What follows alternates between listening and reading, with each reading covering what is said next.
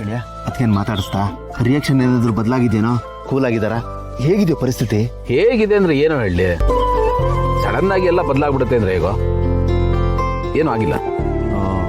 ಅಂದ್ರೆ ನೀನಿನ್ನೂ ಮಾತಾಡ್ಸಿಲ್ಲ ಅನ್ನೋ. ಜಸ್ಟ್ ನಾನೊಂದು ತೀರ ನೀನೊಂದು ತೀರ, ದೂರದರ್ಶನ ಅಷ್ಟೇನಾ?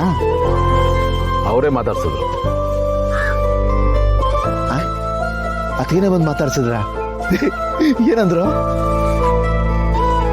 ಯಾಕೆ ಹೇಗೆ ಮಾಡ್ತಿದ್ದೀರಾ? ನಾನು ಕುಶಾಲನಗರದಲ್ಲೇ ಹೇಳಿದೆ, ನನ್ನ ಪಾಡಿಗೆ ಬಿಟ್ಬಿಡಿ ಅಂತ. ಇನ್ಮೇಲೆ ನಮಗೂ ನಿಮಗೂ ಸಂಬಂಧ ಇಲ್ಲ. ನೀವ್ಯಾರೋ ನಾನು ಯಾರೋ, ನಿಮ್ಮ ಪಾಡಿಗೆ ನೀವಿದ್ ಬಿಡಿ, ನನ್ನನ್ನು ನನ್ನ ಪಾಡಿಗೆ ಬಿಟ್ಟು ಬಿಡಿ.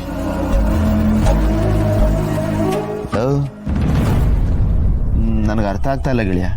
ಅಲ್ಲ ಕಣ, ಬನ್ನಿ ಒಟ್ಟಿಗಿರೋಣ ಅಂತ ಕರೆಯೋದು ಬಿಟ್ಬಿಟ್ಟು ನಿಮ್ಮ ಪಾಡ್ ನೀವಿರಿ, ನನ್ನ ಪಾಡ್ ನಾನು ಇರ್ತೀನಿ ಅಂತ ಹೇಳಿದ್ಯಲ್ಲ, ಅವ್ರು ಅದನ್ನೇ ಸೀರಿಯಸ್ ಆಗಿ ತಗೊಂಡ್ರೆ ಏನ್ ಮಾಡ್ತೀಯಾ?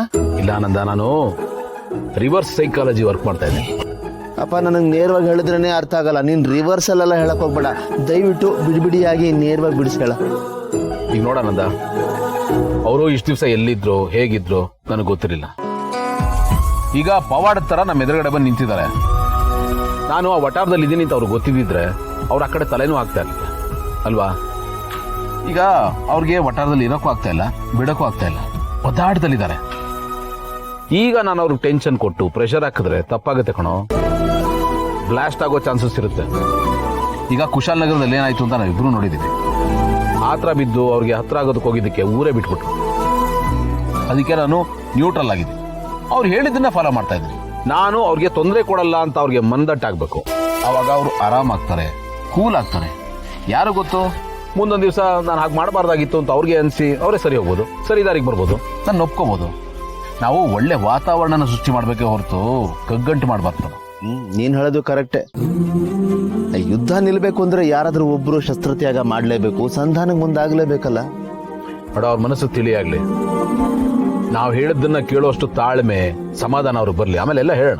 ವೆರಿ ಗುಡ್ ಸ್ಟ್ರಾಟಜಿ ಕಣ, ಸೂಪರ್ ಆಗಿದೆ.